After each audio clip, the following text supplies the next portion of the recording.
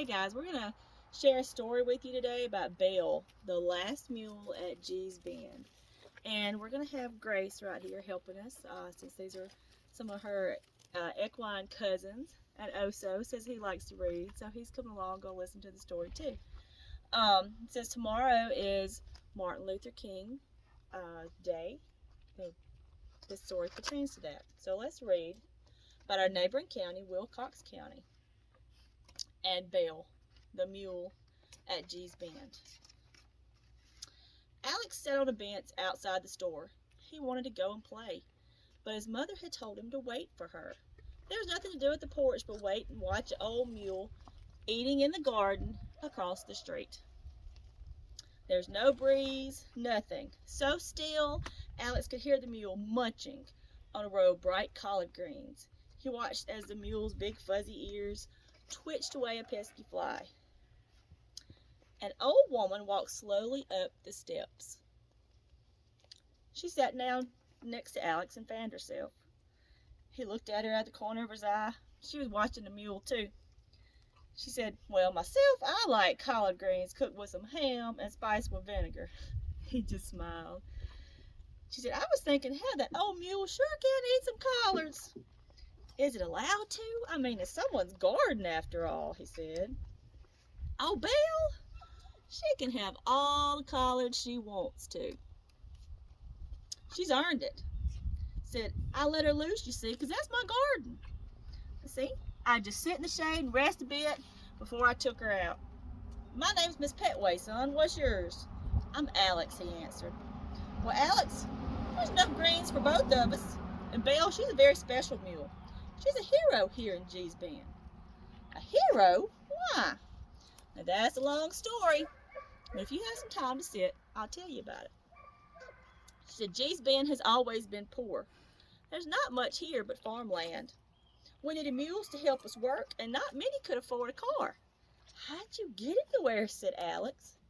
"Well, that's just it. Benders. That's what we called ourselves. We used mules for many years to haul most everything. Belle's been here many years. She was here the day Dr. Martin Luther King came to speak with us in 1965. "I know about him from school." "See, Oso?" She said, "Did you get to meet him?" Alex said. "Yes, sir, I did. That night there was a terrible storm. Lots of people didn't think he was going to come see us poor folks. I waited not far from here with Belle. It's past midnight and he finally arrived. He spoke to us that night and nearly took the roof off Pleasant Grove Baptist Church with his wonderful words." "What did he say?" Alex said. "Well, in those days we had a ferry to cross the river into Camden, where the jobs and there were stores. Dr. King told us to take the ferry to Camden and to register to vote. 'Cross the river for freedom,' he sang out. And even though we were just poor dirt farmers with only mules to carry our loads, he said, 'I came over here to tell you, you are somebody.' He told us we had a right to vote. You understand, Alex, back then no black person from Wilcox County had ever dared to vote." He asked, "Were you scared?" Miss Petway sighed and thought for a minute. "I don't think we were scared. Not after Dr. Martin Luther King spoke to us. We felt strong like our mules, and we did just what he told us to. So many people went to register to vote, we swamped that little ferry almost. Some vendors went to march in Selma with Dr. King, and in Birmingham and on Washington. Benders are loyal, like mules too."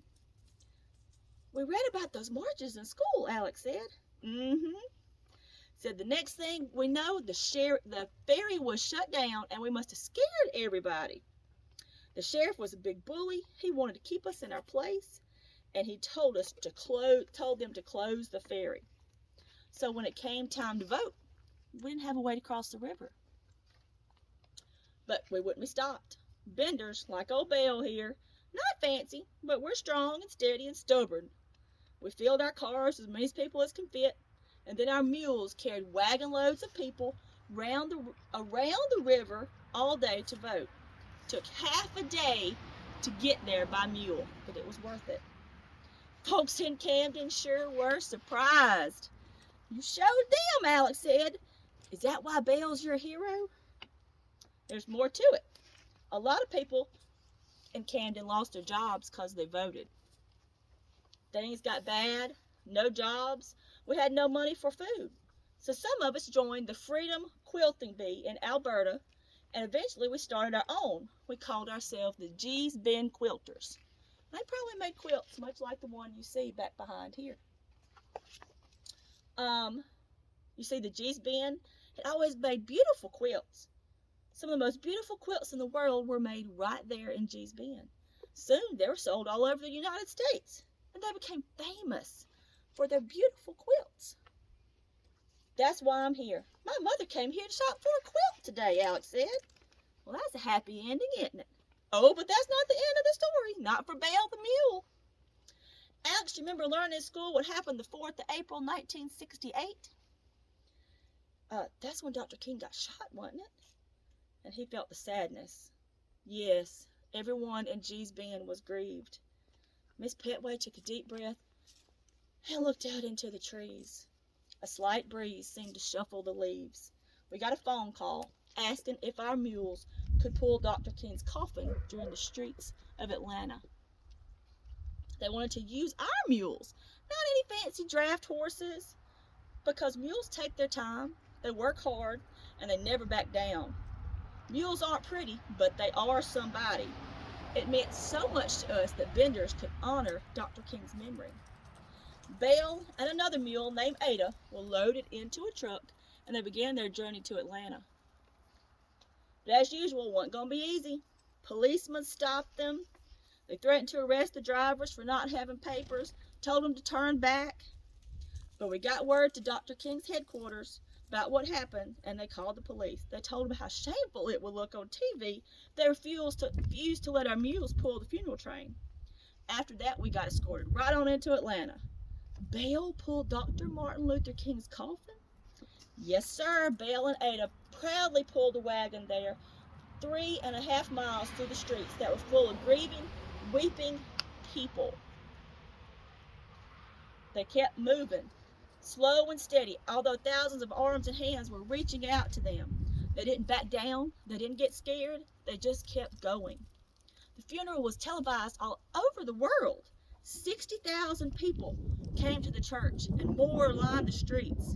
We're very, very proud, and that's why we love our last mule here at G's Bend.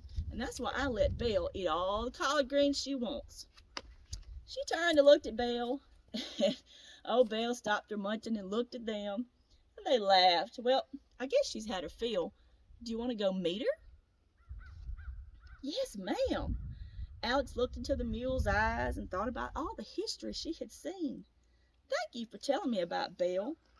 Now, you know what Dr. King meant when he told us that even though we live simple, hard lives, we were still somebody? Even an old mule can still be a hero, Alex said. Miss Petway smiled and walked away, leading Belle behind her. So thank you for joining in our story today. And Grace, I think she enjoyed listening about her equine cousin, the mule, and the part they played in Martin Luther King, and the story about him and G's Bend. Hope y'all have a good day. Bye.